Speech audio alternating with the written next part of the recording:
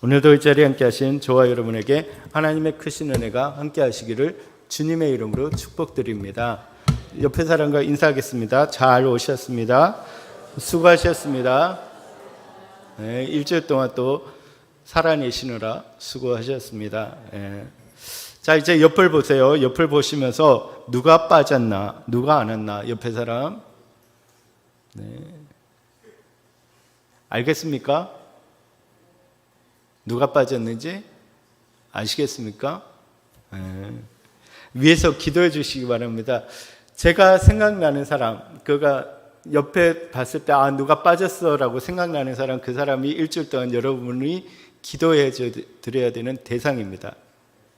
여러분 기도 많이 해 주시고 그 모든 환경 속에서도 하나님 앞에 나올 수 있는 그런 성도가 될 수 있도록, 또 이웃이 될 수 있도록 많이 기도해 주시기 바랍니다. 아멘. 네.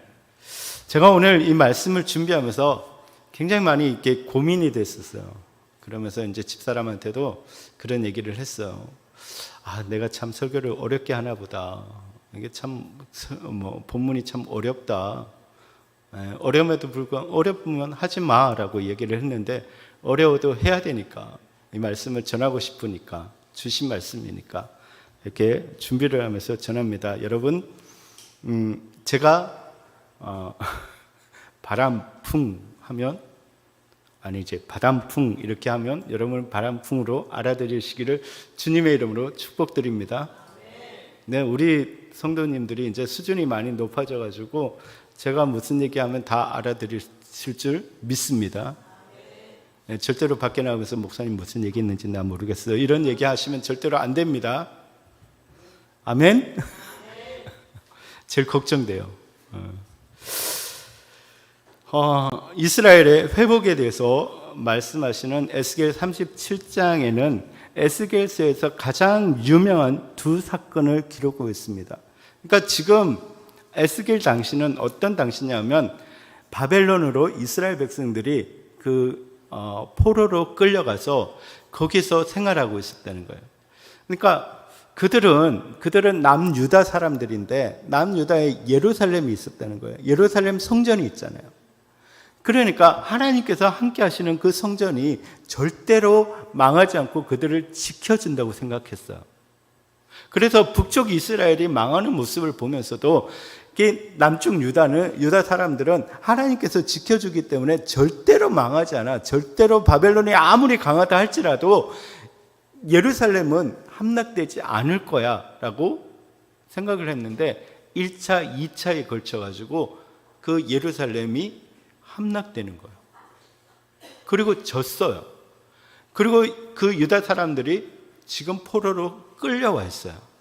그러다 보니까 지금 그 바벨론 안에서 포로 생활을 하면서 마음이 어땠냐면 굉장히 낙심된 마음이 됐다. 소망이 없어요. 이제는 하나님이 우리를 지켜준다는 소망이 없는 거예요. 아무런 소망이 없어요. 그래서 하나님께서 그들이 너희들 이 잘못 때문에 그렇게 된 거야, 너희가 얼마나 교만하고 얼마나 잘못됐는지 생각해 봐 라고 이야기를 하시다가, 이제 내가 너희를 다시 회복해 하겠다라고 말씀하신 부분이 34장에서 이야기를 하는데, 37장에는 그 회복에 대한 이미지를 두 가지를 준다는 거예요. 하나는 1절에서 14절까지의 말씀을 통해서 골짜기에 마른 뼈들이 살아나는 환상을 보여줬다는 거예요. 지금 너희가 상태가 어떠냐면 골짜기에 있는 마른 뼈와 같은 거야. 소망이 없고 다 죽은 듯한 그런 마른 뼈와 같은 상태에 있었다는 거예요. 근데 하나님께서 이 마른 뼈와 같은 그 이스라엘 백성들을 그 마른 뼈가 살아나게 하는 것처럼, 인간처럼 이게 세우는 것처럼 그렇게 살릴 거야 라고 주시는 것이 마른 뼈의 환상이라는 거죠. 그러한 소망을 하나님께서 주셨다는 거예요. 여러분, 우리에게도 하나님은 그러한 소망을 주셨습니다. 여러분, 우리가 어떤 상태였습니까? 우리는 허물과 죄로 죽었던 상태입니다. 마치 마른 뼈 같이, 시체와 같이 아무것도 할 수 없는 죽은 상태에 있었다는 거예요. 그런데 주님께서 우리를 살리셨습니다. 그러니까 마찬가지로 마른 뼈들이 살아나는 환상을 통해서 내가 너희들을 다시 살게 하겠다라고 말씀을 주시는 것이 마른 뼈의 환상입니다. 그런데 딱 살아났어요. 다시 마른 뼈들이 붙어가지고 인간처럼 됐어요. 근데 사람을 딱 만들어 놓고 그냥 두시면 어떡합니까? 또 죽자는 거죠. 또 죽자는 거죠. 그래서 이제는 어떻게 한다는 거예요? 다시 그들을 나라로 회복하시겠다라고 말씀하고 있다는 거예요. 그것이 바로 오늘 본문에서 이야기하는 막대기의 비유라는 거예요. 막대기 비유. 이게 막대기 비유가 이게 두 막대기가 하나로 합쳐지는 비유를 통해서 다시 소생한 남유다와 북이스라엘이 다시 하나의 이스라엘이 되어서 그 한 목자, 새로운 다윗을 중심으로 영원한 나라가 세워질 것에 대해서 말씀하고 있다는 거예요.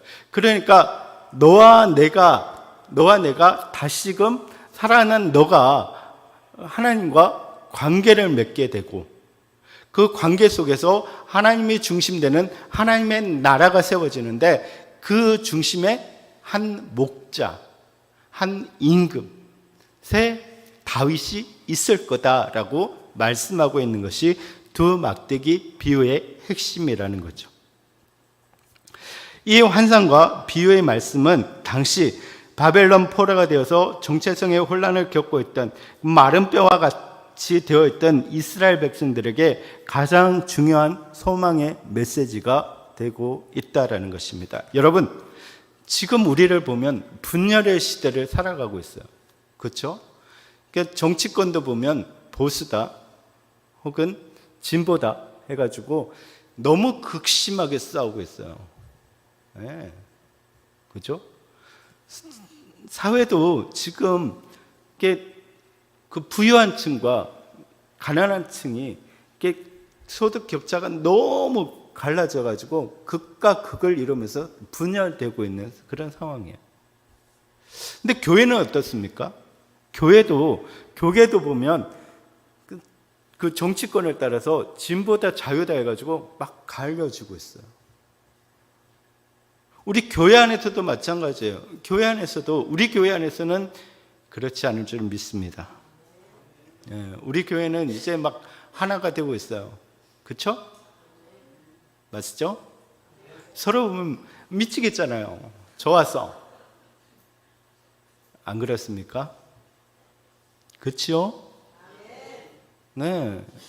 그럼 막 오면은 막 반가워가지고 예전에는 참 못생긴 얼굴이었는데 지금 보니까 너무 이쁜 얼굴이고 막 그런 성령의 역사들이 나타날 줄 믿습니다. 지금 나타나고 있죠. 네. 근데 다른 교회들을 가보면 그렇지 않다는 거예요. 자꾸 분열되고 있다는 거예요. 자꾸. 끼리.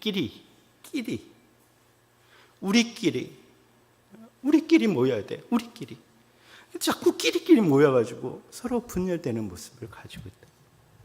근데 그들을 향해서 지금 소망의 메시지를 준다는 거예요. 하나님께서 하나로 묶으시겠다라는 거예요. 그러니까 지금 그 비유를 말하고 있는 것입니다. 여러분, 우리에게 소망이 되고 우리가 그러한 공동체가 되기를 주님의 이름으로 축복드립니다. 먼저 16절과 17절을 보시면 인자야 너는 막대기 하나를 가져다가 그 위에 유다와 그 짝 이스라엘의 자손이라 쓰고 또 다른 막대기 하나를 가지고 그 위에 에브라임의 막대기 곧 요셉과 그 짝 이스라엘 온 족속이라 쓰고 그 막대기 둘을 서로 합하여서 하나가 되게 하라. 내 손에서 둘이 하나가 되리라 라고 말씀하고 있습니다. 보시면 하나님께서는 에스겔에게 막대기 두 개를 가져다가 하나의 막대기에는 유다와 그 짝 이스라엘 자손이라고 쓰라고 말씀하고 있습니다. 근데 보시면 유다와 그 짝이라고 되어 있어요. 그 짝. 근데 이 짝이라는 말을 히브리어로 보면 연합한 자, 동료라고 to라는 의미를 가지고 있습니다. 영어로 말하면 belong to, 거기에 속한 자. 그러니까 유다 지파에는 유다 지파만, 남유다에는 유다 지파만 있는 것이 아니라 베냐민 지파가 있었고 레위 지파가 있었고 이방인들 중에서 유다로 넘어와서 국적을 바꾼 이방인들이 있다는 거예요. 그 모든 사람들, 그것을 남유다라고 이야기를 한다는 거예요. 남유다라고. 그러니까 유다에 속한 모든 사람들을 이야기하고 있다는 거죠. 그렇다면 또 하나의 막대기에는 에브라임 막대기, 에브라임의 막대기. 그러니까 요셉의 아들이 둘이 있는데 므낫세와 에브라임이에요. 근데 원래는 므낫세가 장자였어요. 에브라임이 둘째였어요. 그런데 그 야곱이 그들을 축복할 때 이렇게 오른쪽에는 므낫세에게 왼쪽에는 에브라임에게 이렇게 축복을 해야 되는데, 그래서 오른쪽에 문화기 때문에 오른손이 더 축복권이 있다는 거죠. 그렇게 해야 되는데 반대로 했어요. 그래서 에브라임이 장자가 되는 거예요. 그래서 북이스라엘을 이야기할 때 에브라임 지파라고 이야기를 하는 거예요. 그래서 에브라임과 이스라엘 전체에 속한 이스라엘 사람들이라고 표현을 하고 있는 거죠. 근데 문제는 이 둘 막대기를 어떻게 하라고요? 하나로 합치라는 거예요. 어떻게 합쳤을까요? 이게 마술을 보면 요즘 이게 갈라진 것 같다가 슥슥슥슥 하면 딱 하나가 되는 것처럼 그렇게 하라고 말씀을 하시는 거예요. 말하자면 불가능한 일을 하게끔 하시는 분이에요. 근데 어쨌든 그래서 하나의 막대기가 되었다라는 것입니다. 근데 23절에 보는 것처럼 솔로몬 왕 이후에 우상 숭배와 가증한 것, 제약으로 인해서 남유다와 북이스라엘은 분열되어 있습니다. 근데 그것이 하나의 이스라엘로 다시 묶으시겠다라는 하나님의 뜻을 보여주고 있습니다. 그러니까 지금 마른 뼈와 같은 이스라엘 백성들을 살리셨어요.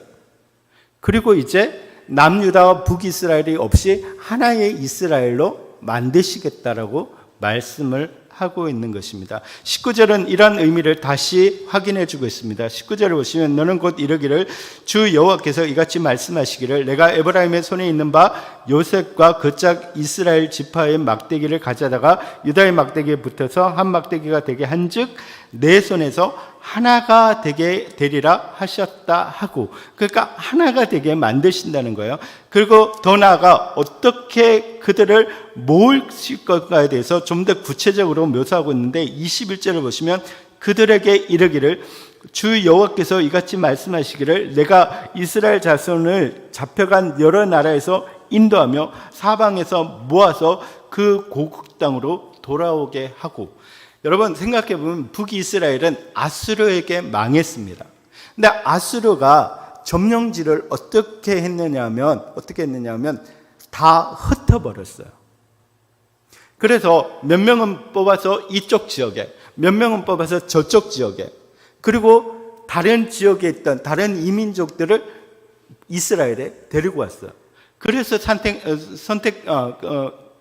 탄생한 것이 뭐냐면 사마리아예요. 사마리아인은 호련족이라는 거예요. 혼혈족. 그러니까 섞여 있는 거예요. 다 섞어버렸어요. 그래서 북이스라엘은 없어졌어요. 진짜 북이스라엘은 없어졌다는 거예요. 근데 남유다는 지금 어떻게 됐습니까? 남유다는 바벨론에 끌려가서 포로로 잡혀 있어요. 그런데 하나님께서 그 모든 이스라엘 백성들을 하나하나 다 불러서 뭘로 만드시겠다고요? 한 이스라엘로 만드시겠다는 거예요.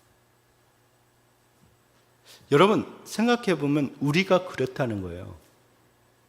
여러분 우리는 출생지도 다릅니다. 그죠? 어떤 사람은 경상도에서 태어났고, 어떤 전라도에서 태어났고, 충청도에서 태어났고, 서울에서 태어났고. 서울 사람은 제일 부럽습니다. 제가 옛날에 소원이 서울 사람과 서울 여자와 결혼하는 거예요. 말이 너무 예뻐요. 맨날 뭐라카노 이런 얘기만 듣다가 뭐예요? 이런 얘기 참 이렇게 마음이 설렜습니다. 근데 어쨌든 그렇게 온 지역에 흩어졌던 우리들을 지금 한 자리에 모으셨다는 거예요. 하나 되게 하셨다는 거예요. 성격이 다릅니다. 학벌도 다릅니다. 모든 취미도 다릅니다. 여러 가지 다 달라요. 근데 하나님께서 하나로 만들어 주신다는 거예요. 아멘? 한 마음으로 만들어 주신다는 거예요. 우리 교회가 그런 교회가 된다는 거예요. 우리 제자들 교회가 그렇게 탄생한 교회예요. 놀랍지 않습니까? 안 놀라운가? 놀랍지 않아요? 은기야, 놀랍지? 예? 미안해. 저만 생각해도 그래요. 제가 여기에 와 있을 줄은 생각지를 못했어요. 상상을 못했던 일이에요. 저는 대구에서 태어났습니다. 예. 대구에서 태어나서 사역을 대구에서 시작해서 울산에 갔다가 서울에 왔다가 또 미국 갔다가 구리 갔다가 막 이랬어요. 근데 여기 올 줄 누가 알았어요? 근데 다 하나님께서 불러주셔서 하나님의 교회, 하나님의 교회를 만들어 주신 거예요. 여러분 믿습니까? 이게 하나님의 역사인 줄 믿습니다. 이렇게 하나 되게 하시는 것이 하나님의 역사고 하나님의 비전입니다. 하나님의 꿈이라는 거죠. 그걸 이루셨다는 거예요. 여러분 지금 오시는 것도 대단하지 않습니까? 용인에서, 의정부에서 진짜 온 데서 다 모여가지고 하나의 교회가 이루어진다는 거예요. 자, 그 다음에 이제 그 북이스라엘은 그렇게 멸망당하고 남유다는 포로로 되었는 그 모든 것들을 하나로 만드시고 성전이 있는 예루살렘으로 불러주시고 남유다나 북이스라엘이 아닌 한 왕이 다스리는 한 이스라엘로 회복시켜 주셨다라는 것입니다. 이렇게 이스라엘을 한 영원한 나라로 모으시는 것은 어떤 의미가 있느냐 하면 이제는 다시는 둘로 나뉘지 않을 영원한 나라가 될 것이라는 의미가 있다라는 거예요. 하나님께서 이렇게 불러주신 것은 무엇입니까? 이제는 더 이상 나누어지지 않을 것이다. 이전처럼 남유다나 북이스라엘로 나눠지지 않을 것이다. 이제는 영원히 하나 되어서 함께 갈 것이다 라고 말씀하고 있다는 거예요. 22절을 보면 그 땅 이스라엘 모든 산에서 그들이 한 나라를 이루어서 한 임금이 모두 다스리게 하리니 그들이 다시는 두 민족이 되지 아니하며 두 나라로 나누이지 아니할지라. 아멘. 이제 하나님께서 우리를 모아주셨습니다. 각처에 있던 사람들을 다 모아서 우리 제자들 교회를 만들어 주셨습니다. 이 의미가 뭐라는 거예요? 이제 다시는 나누이지 않는다는 거예요. 그렇다면 나누면 어떻게 됩니까? 나누면 하나님의 뜻에 반하는 것이 됩니다. 여러분 제발 우리의 마음이 나누지 않도록 기도하시기 바랍니다. 하나님께서 우리를 모아주시고 우리로 한 마음이 되게 하셨습니다. 하나가 되게 하셨습니다. 이제 영원히 나누지 않을 거라고 말씀하셨습니다. 우리는 더 이상 나누어지지 않습니다. 아멘? 아멘? 좀 얼굴에 불을 켜시고 힘을 주시고 자꾸 멀어지지 마시고 동태 눈이 되지 마시고 저를 보시기 바랍니다. 여러분이 자꾸 동태의 눈이 되면 예전에 임종할 때 모습이 자꾸 생각나가죠. 임종 예배 드릴 때마다 그분들이 다 동태 눈이 되세요. 그러니까 좀 죄송한 얘기지만 멀어져 가요. 자꾸 눈이 멀어져 가요.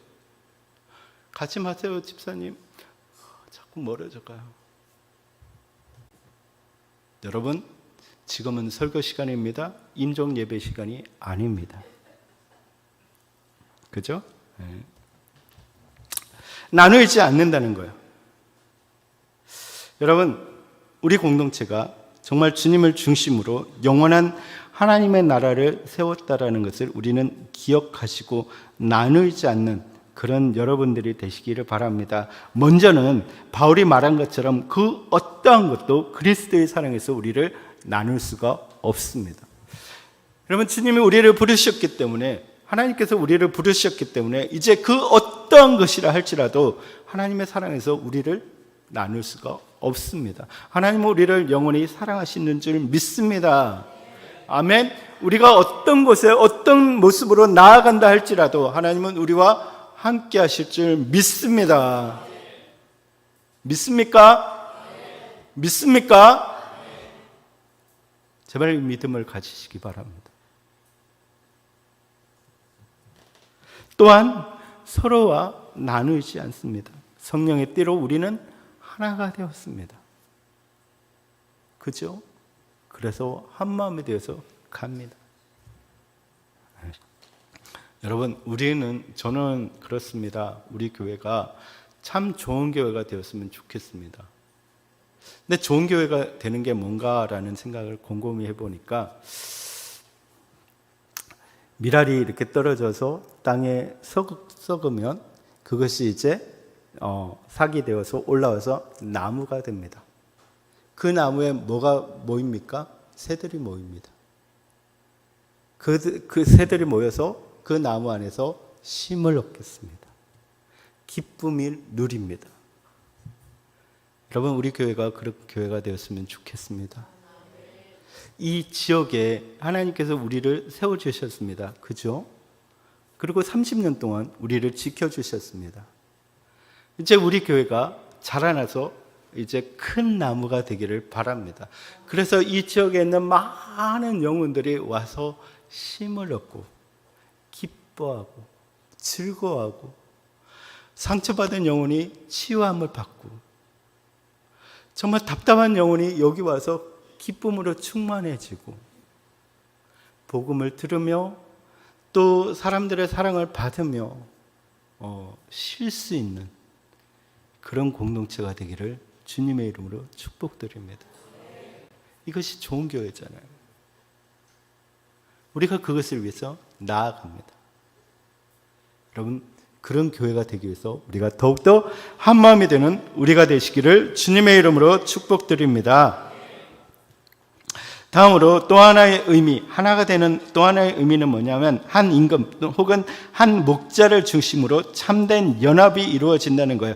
그 땅 22절을 보시면 그 땅 이스라엘 모든 산에서 그들이 한 나라를 이루어서 한 임금이 모두 다스리게 하리니, 24절과 25절에는 그 나라에 세워질 임금이 누구인지 구체적으로 밝히고 있는데 그가 하나님의 종 다윗이라고 말하고 있습니다. 여러분, 지금 이 시기는, 지금 에스겔이 이야기하고 있는 시기는 다윗은 없는 시기입니다. 그런데 또다시 미래에 다윗이 온다라고 이야기를 하고 있습니다. 다윗이 다스리고 있다고 이야기합니다. 그러면 이 다윗은 누구를 이야기합니까?